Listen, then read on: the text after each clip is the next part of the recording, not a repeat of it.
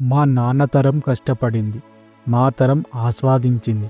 కానీ ఈ తరం కేవలం పరుగు పెడుతోంది. ఒకప్పుడు మా బాల్యంలో ఆ మట్టి వాసనలోనే ఉండేది. సాయంత్రమైతే చాలు అందరం కలిసి ఒకే దగ్గర కూర్చొని ఆడుకునే ఆటల్లోనే ఉండేది. వాన వస్తే చాలు మాకు అది చెప్పలేనంత సంబరం.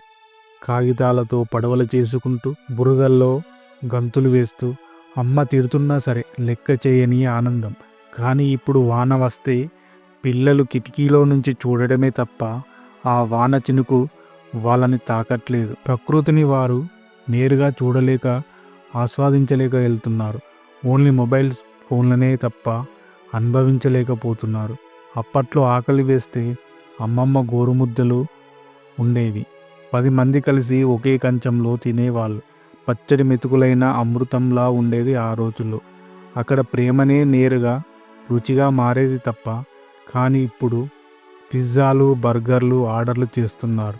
కడుపు నిండుతుంది కానీ మనసు మాత్రం నిండటం లేదు. కరెంటు పోతే అందరం ఇంటి ముందు కూర్చొని వెన్నెల వెలుగులో అమ్మమ్మ చెప్పే కథలు వింటూ ఎప్పుడు నిద్రపోతామో మాకు తెలిసేది కాదు. ఆ చల్లగాలి ముందు ఏ ఏసీ కూలర్లు కూడా పనిచేయవు. ఇప్పుడు కరెంటు పోతే విసుగొస్తుంది. ఇన్వర్టర్ల శబ్దం, ఆకాశం వైపు చూసే తీరిక ఎవరికీ లేదు. అప్పట్లో ఒక ఉత్తరం వస్తే అది చదివి వినిపించడానికి ఊరంతా పోగయ్యేది. అందులో ఉన్నది కేవలం సమాచారం కాదు, ఒక ఎమోషన్ ఫీలింగ్. ఇప్పుడు వాట్సాప్ మెసేజ్లు క్షణాల్లో వస్తున్నాయి కానీ అందులో ప్రాణం ఉండటం లేదు. దూరం తగ్గింది కానీ మనుషుల మధ్య దూరం పెరిగింది. స్కూల్లో మాస్టారు కొడితే ఇంట్లో చెప్పడానికి భయపడే వాళ్ళం. ఎందుకంటే ఇంట్లో చెబితే మళ్ళీ నాన్న ఇంకో 2 తగిలిస్తాడని. ఆ భయమే మమ్మల్ని ప్రయోజకులను చేసింది. ఇప్పుడు టీచర్ చిన్న మాట అంటే చాలు పేరెంట్సే స్కూళ్ళకు వచ్చి అడుగుతున్నారు.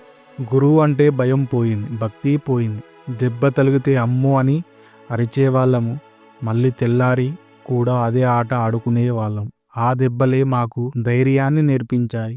ఇప్పుడు వీడియో గేముల్లో 100 సార్లు చనిపోతున్నా వాళ్లకు నొప్పి తెలియట్లేదు. అందుకే చిన్న కష్టము వచ్చినా తట్టుకోలేక ఈ తరం కుప్పకూలిపోతుంది. టెక్నాలజీ మన చేతికి ప్రపంచాన్ని తెచ్చింది నిజమే కానీ పక్కన ఉన్న మనిషిని దూరం చేసింది. మనం సంపాదించింది ఆస్తులు కావచ్చు కానీ కోల్పోతున్నది బంధాలు, జ్ఞాపకాలు, మానవత్వం. ఇంకా సమయం మించిపోలేదు కనుక సెలవులకైనా మీ పిల్లల్ని ఊరికి తీసుకువెళ్ళండి. ఫోన్ పక్కన పెట్టి వాళ్ళతో మాట్లాడండి. మట్టిలో ఆడుకోనివ్వండి.